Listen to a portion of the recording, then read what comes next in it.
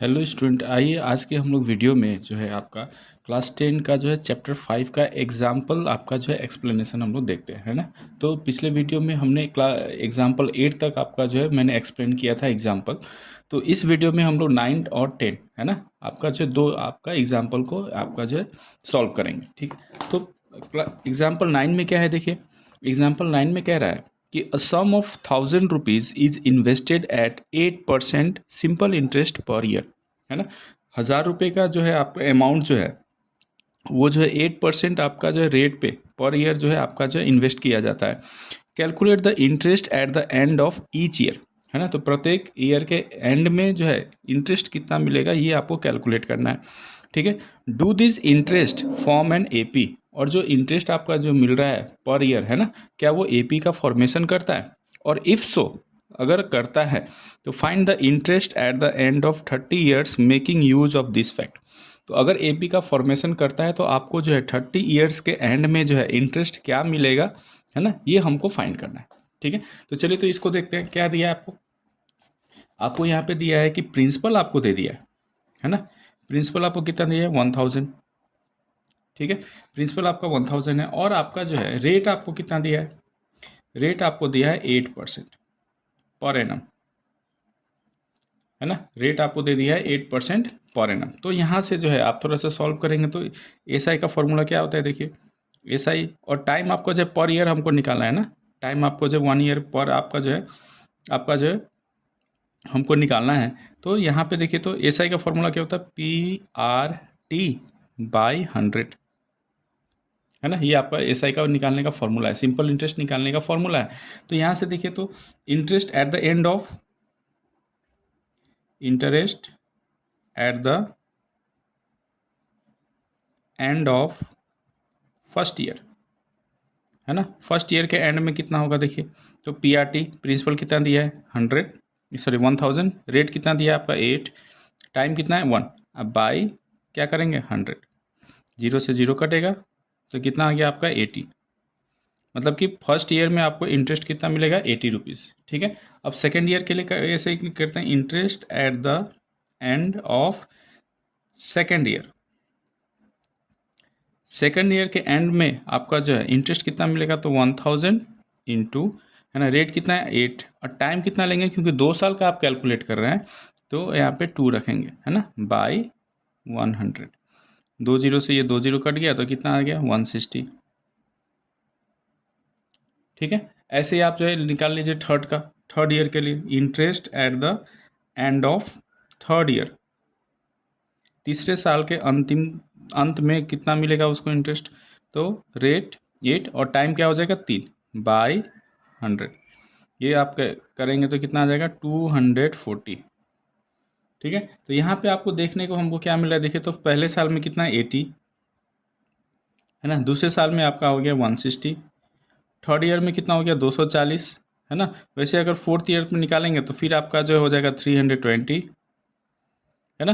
Fifth year में अगर निकालेंगे तो 8 5 40, 400 हो जाएगा, है ना। ये ऐसे होगा, ठीक है। तो यहाँ पे देखिए, तो ये सभी केस में जो है ना, यहाँ पे जो मेरा जो है यहाँ पे डी क्या आ रहा है आपका, सेम आ रहा है ना। यहाँ पे देखिए डी कितना आ रहा है 60, डी अगर निकालेंगे D1 निकालेंगे तो 160 माइनस 80 करेंगे तो कितना आएगा 80 ही आ रहा है ना। D2 निकालिए तो 240 में से 160 की माइनस करेंगे तो ये भी आपका 80 आ रहा है ना। आप D3 निकाल लीजिए, 320 में से आप 240 घटा लीजिए, ये भी आपका देखिए 80 आ रहा है ना। D4 निकालिए आप, 400 में से 320 घटाइए तो ये भी आपका 80 आ रहा है। मतलब पर आपका जो है प्रत्येक केस में जो है आपका डी क्या आ रहा है, सेम आ रहा है। तो therefore it forms an AP, है ना। ये क्या करता है, एपी का एक फॉर्मेशन करता है, ठीक है। पहला क्वेश्चन तो हो गया। अब बोल रहा है कि अगर फॉर्मेशन करता है तो हमको एंड में, है ना, 30 ईयर्स के एंड पे मुझे कितना मिलेगा इंटरेस्ट, ये हमको फाइंड करना है, ठीक है। तो ये देयरफॉर हमको 830 निकालना है ना। 830 आपको बेसिकली आपसे यही पूछ रहा है कि 830 मतलब कि 30 ईयर्स के एंड में मुझे कितना मिलेगा, ठीक है। Interest at the end of 30 years, है ना। 30 ईयर्स के एंड में मुझे कितना मिला, तो 830 इज इक्वल टू फॉर्मूला क्या है आपका, ए प्लस एन, एन है 30 माइनस 1 इंटू डी, है ना। ए का वैल्यू कितना है आपका, फर्स्ट टर्म है 80, है ना, प्लस ये 29 इंटू डी, डी कितना है आपका, डी भी आपका 80 है ना। अब इसको सॉल्व कर लेंगे, तो 80 प्लस ये कितना है 9 8 72 16 7 23, तो ये आपका आ गया, देखिए ऐड करेंगे तो 2400, ठीक है। मतलब कि एट द एंड ऑफ, ठीक है, at the end of 30 years interest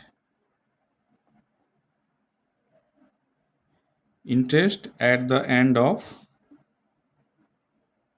30 years is equal to क्या आ गया आपका, ₹2400, है ना। तो ये आपका जो है आंसर हो गया, ठीक है। आशा है कि आपको ये समझ में आएगा। अब आते हैं एग्जाम्पल 10 में।